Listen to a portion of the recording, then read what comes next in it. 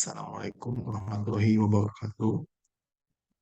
Kenalkan, nama saya Rijal, mahasiswa Universitas Islam Indonesia, jurusan Ekonomi Islam. Pada kesempatan kali ini, saya akan menjawab soal UTS mata kuliah Manajemen Keuangan Internasional.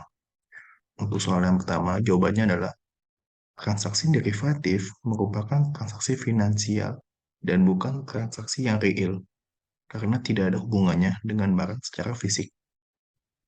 Walaupun transaksi tersebut melibatkan penyerahan barang di masa yang akan datang, seperti yang terdapat pada kontrak futures, tetapi dalam prakteknya juga menjadi alat spekulatif karena kontrak derivatif yang dibuat pada umumnya diselesaikan sebelum jatuh temponya, sehingga menggugurkan kewajiban penyerahan barang tersebut.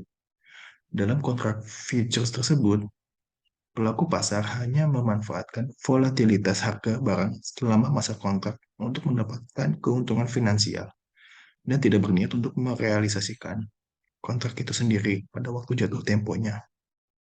Hal ini terjadi terutama karena faktor risiko yang seharusnya dilindungi telah dijadikan sebagai komoditas yang diperjualbelikan di pasar keuangan. Transaksi atau perjanjian derivatif adalah kegiatan investasi yang telah dilandasi dasar hukum, sehingga keamanannya terjamin. Berikut beberapa dasar hukum terkait pelaksanaan derivatif. Ini adalah undang-undangnya. Selanjutnya untuk nomor 2, jawabannya pihak-pihaknya adalah bank komersial. Bank memainkan 3 peran penting di pasar uang. Pertama, bank meminjam di pasar uang untuk mendanai portofolio pinjaman mereka dan untuk memperoleh dana. Peran penting kedua, bank di pasar uang adalah sebagai dealer di pasar derivatif suku bunga tanpa melalui bursa. Peran ketiga, bank di pasar uang adalah untuk menyediakan sebagai imbalan atas biaya. Komitmen yang membantu untuk memastikan bahwa investor di sekuritas pasar uang akan dibayar tepat waktu. Yang kedua adalah pemerintah. Peran pemerintah dalam pasar uang adalah menghimpun dana dalam jumlah besar. Hal ini bisa ditempuh melalui berbagai cara seperti menerbitkan surat berharga atau menjual kewajiban jangka pendek.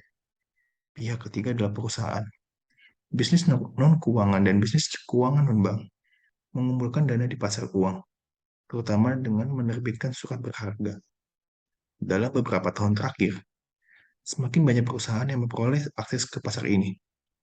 Perusahaan bisnis, umumnya yang terlibat dalam perdagangan internasional, juga menggalang dana di pasar uang melalui akseptasi bank bankir. Pihak keempat adalah bursa berjangka.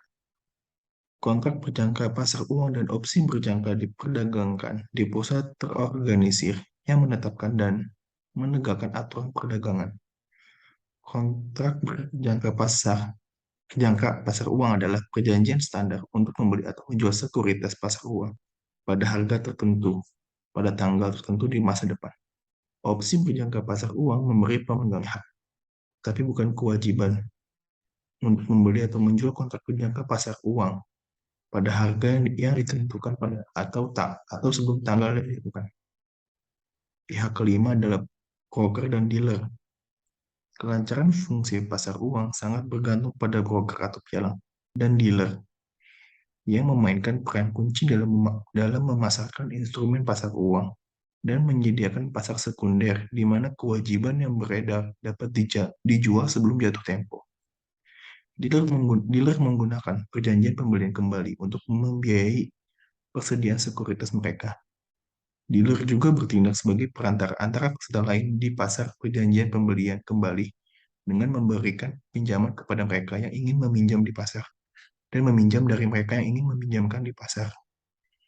Broker mencocokkan pembeli dan penjual instrumen pasar uang berdasarkan komisi. Piala memainkan peran utama dalam menghubungkan peminjam dan pemberi pinjaman di pasar uang, dan juga aktif di sejumlah pasar lain sebagai perantara dalam perdagangan antar dealer. Secara sederhana, dealer mengelola perdagangan atau melakukan transaksi atas nama mereka sendiri. Sementara itu, broker memperdagangkan instrumen pasar uang untuk mewakili orang lain atau atas nama orang lain dengan imbalan yang dibayarkan kepada mereka. Pihak yang selanjutnya adalah bank sentral. Bank sentral adalah partisipan kunci di pasar uang. Sebuah bank sentral mengontrol pasokan cadangan yang tersedia untuk bank dan lembaga penyimpanan lainnya, terutama melalui pembelian dan penjualan tagihan, baik secara langsung di pasar tagihan atau secara sementara untuk perjanjian pembelian kembali. Selain memastikan pasokan dana, Bank sentral juga menerapkan sejumlah peraturan bagi keberlangsungan pasar uang. Hal ini bertujuan untuk memberikan landasan hukum yang dijadikan pedoman bagi para pelaku pasar uang. Pemegang otoritas tertinggi pasar uang di Indonesia adalah Bank Indonesia. Sementara di Amerika Serikat, otoritas ini juga dipegang oleh atau The Fed. Soal tiga jalannya pasar di tahun 1950-an di Amerika Serikat.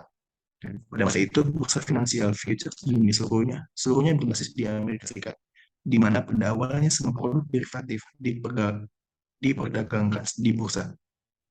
Chicago Board of Trade atau CBOT dan Chicago Mercantile Exchange atau CEA adalah bursa financial futures yang pertama dan sampai sekarang tetap merupakan pusat perdagangan derivatif tunggal terbesar. Bila digabung dengan New York Mercantile Exchange atau New YME, CBOT dan CME, sampai beberapa tahun terakhir ini telah menguasai sekitar 90% dari semua produk derivatif yang diperdagangkan. Namun saat ini hanya di setengahnya yang diperjualbelikan di Amerika Serikat. Perkembangan London International Futures and Option Exchange dan bursa-bursa di Eropa lainnya seperti Matif di Paris dan Deutsche Terminburs di Frankfurt, ditambah dengan ekspansi di Tokyo, Hong Kong, dan Singapura telah menyebarluaskan pengaruh derivatif ke seluruh dunia. Pangsa pasar derivatif dunia yang meningkat dengan pesat telah dicapai oleh produk derivatif ini, dengan fakta bahwa volume yang diperdagangkan terus-menerus membesar di Amerika Serikat. Sementara itu, transaksi perdagangan derivatif di Bursa Euronext pada September 2003 meningkat 26% dibandingkan dengan volume transaksi pada bulan September 2002. Bursa Euronext merupakan gabungan dari bursa-bursa derivatif di Eropa yang beranggotakan bursa derivatif Amsterdam, Brussels, Lisbon, Paris, dan London. Berdasarkan data Live, Euronext mencatatkan volume perdagangan derivatif sebanyak 73,8 juta kontrak futures maupun options pada bulan September 2003. Sedangkan sepanjang bulan Januari sampai September 2003, Euronext membukukan transaksi perdagangan derivatif sebanyak 532 juta kontrak futures dan options dengan rata-rata sekitar 2,7 juta kontrak per hari. Untuk nomor 4, jawabannya pada poin A, sertifikat Bank Indonesia atau SBI adalah salah satu instrumen pasar uang berupa surat berharga yang diterbitkan oleh Bank Indonesia dengan jumlah tertentu. SBI berjangka waktu kurang dari 1 tahun dan wajib dibayarkan pada pemegang sesuai dengan tanggal yang sudah disepakati sebelumnya. Poin B, surat berharga pasar uang atau SBPU adalah instrumen pasar uang berupa surat berharga yang biasanya diterbitkan oleh Bank Umum. Namun, SBPU hanya ditransaksikan antara lembaga penerbit dan BI. Poin C, sertifikat deposito telah digunakan oleh bank dan lembaga penyimpanan lainnya sebagai sumber dana yang dibeli dan sebagai sarana untuk mengelola posisi kewajiban mereka. Instrumen ini juga berupa surat berharga yang dikeluarkan oleh bank umum dalam suatu nominal, jangka waktu, dan tingkat bunga. Poin D, commercial paper promissory adalah surat promissory jangka pendek tanpa jaminan yang diterbitkan oleh perusahaan dan pemerintah asing. Bagi banyak penerbit besar yang layak mendapat kredit, commercial paper promissory adalah alternatif berbiaya rendah untuk pinjaman bank. Emiten dapat secara efisien mengumpulkan dana dalam jumlah besar dengan cepat, baik secara langsung melalui dealer independen, kumpulan pembeli institusional yang besar dan beragam. Investor commercial paper promissory mendapatkan hasil yang kompetitif dan ditentukan pasar dalam bentuk vessel yang jatuh tempo dan jumlahnya dapat disesuaikan dengan kebutuhan spesifik mereka. Poin E, yaitu call money, adalah kegiatan pinjam-meminjam dana antar satu bank dengan bank lainnya untuk jangka waktu yang pendek. Poin F, repurchase agreement. Mengacu pada jenis transaksi di mana pelaku pasar uang memperoleh dana yang tersedia segera dengan menjual surat berharga dan secara bersama setuju untuk membeli kembali surat berharga yang sama atau serupa setelah waktu tertentu dengan harga tertentu yang biasanya mencakup bunga pada tingkat yang disepakati. Poin G, yaitu bankers acceptance, adalah wesel yang ditarik dan diterima oleh bank. Sebelum diakseptasi, wesel bukan merupakan kewajiban bank, tapi hanya perintah penarik kepada bank untuk membayar sejumlah uang tertentu pada tanggal tertentu kepada orang yang disebutkan namanya atau kepada pembawa wesel. Pada saat akseptasi, yang terjadi ketika pegawai bank yang berwenang mencap wesel tersebut diterima dan menandatanganinya. Wesel tersebut menjadi kewajiban utama dan tanpa syarat dari bank. Nomor 5, menurut saya reksadana pasar uang adalah instrumen yang menarik karena selain tingkat risiko yang rendah, instrumen ini memiliki return yang stabil dan juga jangka waktu investasi yang pendek, kurang lebih 3 tahun. Keuntungannya pun banyak seperti tingkat risiko sangat rendah. Reksadana pasar uang menawarkan risiko investasi yang sangat rendah karena seluruh alokasi dana investasi biasanya ditempatkan pada instrumen pasar uang yang fluktuasinya rendah. Kedua, return atau imbal hasil stabil. Tingkat pengembalian atau return hasil reksadana pasar uang cenderung stabil karena pergerakan nilai instrumen pasar uang yang tidak fluktuatif, umumnya 3-5% per tahun. Potensi keuntungan reksadana pasar uang umumnya lebih besar daripada deposito, karena keuntungan atau imbal hasil yang didapat dari reksadana pasar uang tergantung dari berapa banyaknya dana yang diinvestasikan.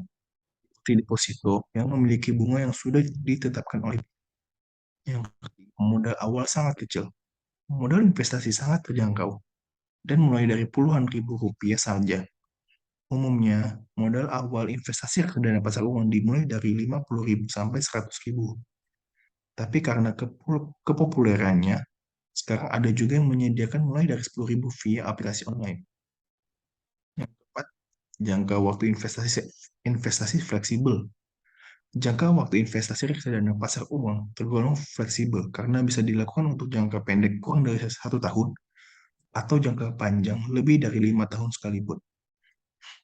Poin selanjutnya, tingkat likuiditas tinggi. Dana investasi bisa dicairkan kapan saja dalam hitungan hari.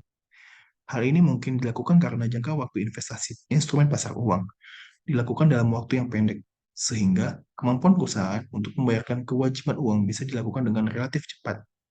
Anda juga tidak akan dikenakan biaya penalti atau denda ketika mencairkan dana investasi lebih cepat. Poin selanjutnya, bebas pajak. Reksadana pasar uang bukan merupakan objek pajak, sehingga return atau imbal hasil yang diterima investor sepenuhnya sudah bebas dari pajak. Poin terakhir, aman dan diawasi oleh OJK. Pengelolaan reksadana pasar uang di Indonesia tergolong sangat aman karena sudah diawasi oleh otoritas jasa keuangan. Mungkin itu saja yang bisa saya sampaikan. Apabila ada kekurangan, mohon dimaafkan. Wassalamualaikum warahmatullahi wabarakatuh.